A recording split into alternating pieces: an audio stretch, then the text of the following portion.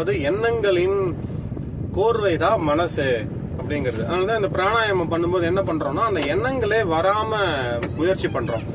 எண்ணங்கள் வராம இருந்தது அப்படின்னா அந்த இடத்துல வந்து எண்ணமற்ற நிலை, அதாவது செல்ஃப்லெஸ்னஸ் அப்படி ஒரு நிலை வரும். அதாவது நம்ம கிட்ட இருந்து எந்த எண்ணங்களுமே உருவாகாம இருக்கும்.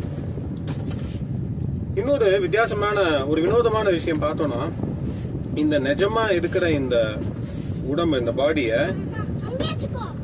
இமேஜினரியா இருக்கிற அந்த எண்ணங்கள் தான் வந்து கண்ட்ரோல் பண்ணுது. அந்த எண்ணங்களை நம்மளால பார்க்க முடியுமா? முடியாது. ஏதோ ஒன்று வந்து ஒரு எண்ணம் வந்து வந்துட்டே இருக்கு, அது வந்து இந்த உடம்ப வந்து கண்ட்ரோல் பண்ணுது. அது அந்த எண்ணங்கள்ல இருந்தா நமக்கு வந்து ஸ்ட்ரெஸ் வருது, பிபி வருதுங்கிறோம். பல விஷயங்கள் வந்து எண்ணங்கள் என்ன வருது. அதனாலதான் ராசிக்கு வந்து முக்கியத்துவம் கொடுத்துருக்காங்க. லக்னத்தோட எப்பவுமே ராசியை தான் வந்து பாக்குறாங்க. ஏன்னா